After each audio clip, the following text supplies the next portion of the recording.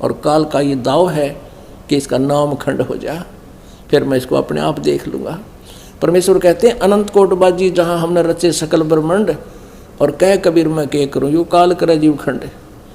अब परमात्मा कहते मैं इतना समर्थ हूँ सारे ब्रह्मांडों की रचना मैंने की, सब कुछ मैंने रचा, मैं सब कुछ कर सकता हूँ, लेकिन एक हम नियम में बंध गए।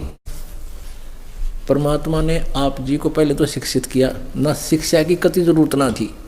इस शिक्षा ने हमारे को बेईमान बना दिया। पहले हमारे बूढ़े बुजुर्ग अशिक्षित थे, आपस में प्यार था, छल कपट नहीं था, न गणी माया की दो औड़ थी। अब इस शिक्षा से हमें अवगुण तो अधिक है, लेकिन एक गुण इसमें बहुत ही श्रेष्ठ है जो सब अवगुणों का नाश करेगा। सबसे बड़ा गुण है कि हम भगवान को पहचानने के। न इस मनुष्य जन्म की आवश्यकता क्या है। आप उदाहरण देख लो, परमात्मा ने भी बहुत से उदाहरण दिए हैं कि सर्व सोने की लंका थी वह रावण से रणधीरम, और एक पलक में राज विराजी फिर दम के पड़े तजीरम। यहाँ देख ले पृथ्वीपति, बड़े बड़े पूंजीपति, फैक्ट्री कंपनियों के मालिक, फैक्ट्रीपति अपने हेलीकॉप्टरों में दबकर मर जाते हैं, और सारे जीवन में माया जोड़ने के लिए होकंड करो कोई भी साधन अपनाना पड़े, पीछे नहीं हटते, और वह माया दरिद्राई रह जाती है। यदि मनुष्य जीवन का कोई मूल उद्देश्य है कोई, केवल परमात्मा पाना और कल्याण करवाना, जहाँ से हम आए हैं, जहाँ कभी मृत्यु नहीं होती, और वहाँ ऐसा ही जन्म होगा, ऐसी सृष्टि होगी एक बार, फिर कभी मृत्यु नहीं, कभी कोई रोग नहीं शरीर में, वृद्ध अवस्था नहीं आवेगी, वहाँ जाएंगे तब हमें सुख होगा। उसके लिए ये मनुष्य जीवन मिला है। बाकी तो ये कर्म पशु पक्षी भी वही कर रहे हैं जो भक्ति से दूर प्राणी करता है। वहाँ से कागज के नोट बैंक में डाल दिए हैं, कितना 5-4 प्लाट ले लिए, आप मृत्यु होगी, आप तो कीड़ी बन कर कितना बिल में घुस गया, और प्लाटा ने शर्मा मार ले, सारी उम्र खो दी उसके उन प्लाट तोड़ने में, कोठी बनाने में। तो ये अगर मूल उद्देश्य इस जीवन का है परमात्मा पाना है, और आज ये विद्या अक्षर ज्ञान हमें इसका सहयोगी हो गया कि हम भगवान पहचान लेंगे। और इतने कठिन है इस दास के लिए, इतनी कठिनाई आ रही है, जब तक आप इस बात को समझ नहीं पाते दास कहना के चाह रहा है।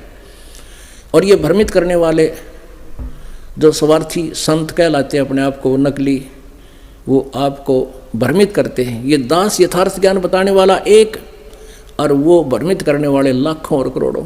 फिर भी इस सत्य के अंदर इतनी शक्ति है कि ये जबरदस्ती ऊपर आ रही है, और अपने परमात्मा के बच्चों तक ये ज्ञान पहुंच रहा है।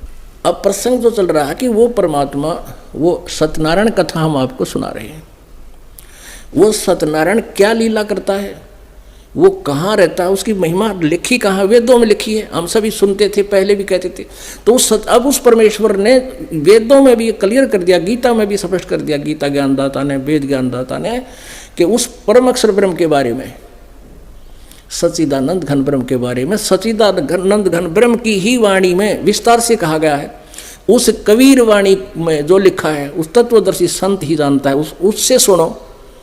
और यो संत दास आपके समक्ष परमात्मा ने प्रकट कर दिया, प्रत्यक्ष कर दिया।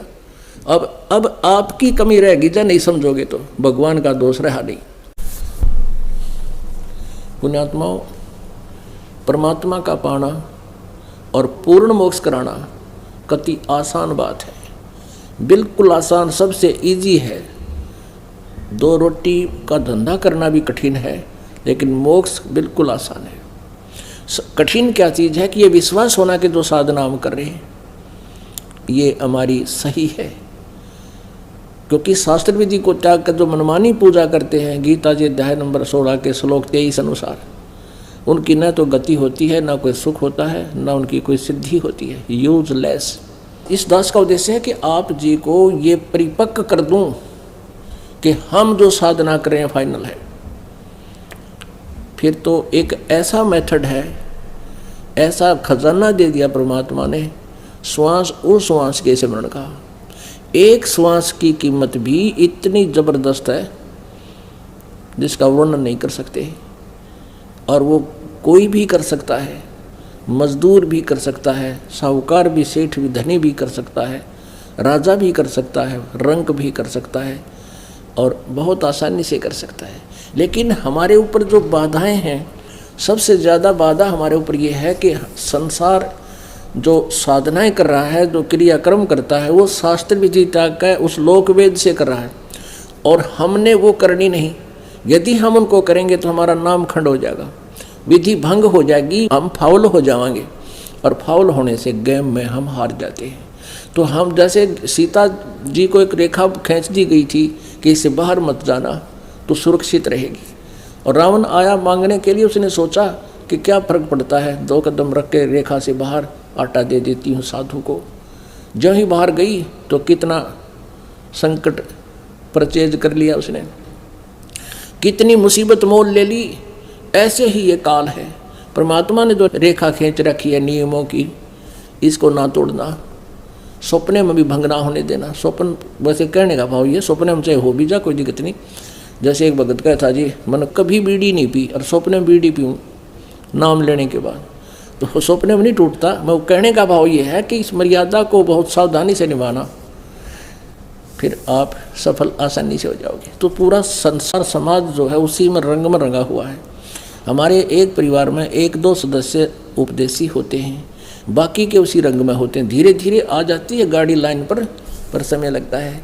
तो तब तक हम कभी ऐसे ही खींचातानी बन रही है, और काल का ये दाव है कि इसका नाम खंड हो जा, फिर मैं इसको अपने आप देख लूँगा। परमेश्वर कहते हैं अनंत कोटबाजी जहाँ हमने रचे सकल ब्रह्मांड, और कह कबीर मैं के करूँ यू काल करे जीव खंड। अब परमात्मा कहते मैं इतना समर्थ हूँ, सारे ब्रह्मांडों की रचना मैंने की, सब कुछ मैंने रचा, मैं सब कुछ कर सकता हूँ, लेकिन एक हम नियम में बंध गए। एक वचन दे चुके हैं परमात्मा इनको, काल को। काल ने कहा था ब्रह्म ने कि हे प्रभु आपके ज्ञान पर आधारित रहे, आपकी मर्यादा में रहे तो आपका, आपकी मर्यादा में ना रहे तो फिर वो हमारा होगा। तो परमेश्वर कहते हैं जब तक हंसा हमरी आना और काल लगे नहीं तेरा बाना, जब तक हमारी मर्यादा में भक्त रहेगा, संत रहेगा, मेरा साधक रहेगा, हमारी आन कान में मर्यादा में, तो काल का अटैक नहीं हो सकता। तो काल सबसे पहले यही काम करता है कि उसके नाम को खंडित करवाने की चेष्टा करता है। फिर जैसे कनेक्शन कट गया, अपना बिजली का कनेक्शन ले रखा है, पंखे भी चल रहे हैं, ट्यूब भी जग रही है, कूलर भी चल रहे हैं, सारे काम हो रहे हैं, और जो कनेक्शन कट गया किसी भी कारण से तो सब सुविधाएं ठप हो जाएंगी। इसी प्रकार परमात्मा का एक बार आपसे नाम खंड हो गया तो परमात्मा की पावर नहीं आएगी आपके पास, आपके कार्य नहीं बढ़ेंगे। और काल ये पूरा कोशिश करता है, लेकिन आप वही बात है जो गुरु वचन पर डट गए कट गए फंद 84 के, गुरु के वचन का पालन अवश्य करना पड़ेगा जय भक्ति चाहते हो। तो कहने का भाव यह है कि परमात्मा का पाना सबसे आसान, और नाम उठत नाम बैठत नाम सोत जागवे, नाम खाते नाम पीते नाम से ती लागवे। सभी सदग्रंथ यही बता रहे हैं। गीता जी में भी गीता ज्ञानदाता ये ब्रह्म कह रहा है कि अर्जुन तू युद्ध भी कर और सब समय में मेरा सिमरण भी कर। यही सूक्ष्म वेद कह रहा है कि नाम उठत नाम बैठत नाम सोत जागवे, नाम खाते नाम पीते नाम से ती लागवे। जब भी दाव लगे जब 5-4 सिमरण कर जा, और एक श्वास उस श्वास के सिमरण का यानी एक सतनाम का विधिवत साधना करने से बहुत कीमत है।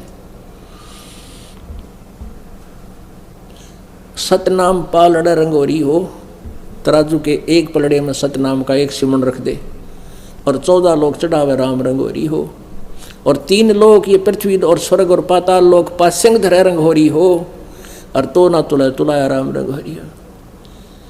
एक दिन में 500-400 जोटे मार दिए इस एक सांस के सिमरण के, बन गए ना सेठ तुम तक। लेकिन हम क्या करते रहते हैं, हमारे साथ घने पचड़े हैं। जैसे परिवार ने सारे नाम लिया नहीं, कोई उनको ऊपर आपत्ति आती दिखती है, हम सोच अर्ज करते हैं अंदर अंदर से, तो उनको भी सहारा मिलता है आपकी इस कमाई से। तो इसका तो सही तरीका ये है कि पूरा परिवार नाम ले ले, और रिश्तेदारों तो भी आ जाए शरण में, फिर किसी की दुआ करने की जरूरत ना पड़ा उन्हें, हमारी कमाई सुरक्षित और वो भी सुखी, क्योंकि भगवान उनको भी साथ देगा। तो प्रथम तो ये विश्वास हो कि ये दास जो शब्द वचन बोल रहा है ये अपना नहीं बोल रहा, ये तो परमेश्वर के वचन हैं। उन्होंने जो 600 वर्ष पहले बोले थे, दास तो एज ए टेप रिकॉर्डर, उनको याद करके आपको आदेश दे रहा हूँ कि भगवान का ये आदेश है। मानोगे तो सफल होगा, क्योंकि भगवान का विधान है, वो यूजलेस नहीं हो सकता, उनका एक वचन भी व्यर्थ नहीं हो सकता। तो ये आपका कद समझ में आओगा, कितने दिन में आपकी समझ में आएगी कहानी, उस दिन का इंतज़ार है। और उस समझ को मैं लाने के लिए इतने प्रयत्न किए जा रहे हैं, इतने सद्गुण दिखाए जा रहे हैं आप जी को। तो अपने आत्मा परमात्मा का पाना सबसे आसान है, मोक्ष तो बहुत ही आसान है, ये सत्कर मान लेना।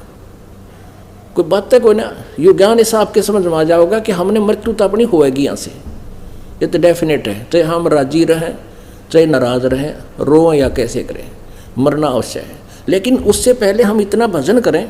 और मरते समय एक फार्मूला हमारे ने बताया, जहाँ आशा तहाँ बासा होई और मन कर्म वचन सुमरियो सोई।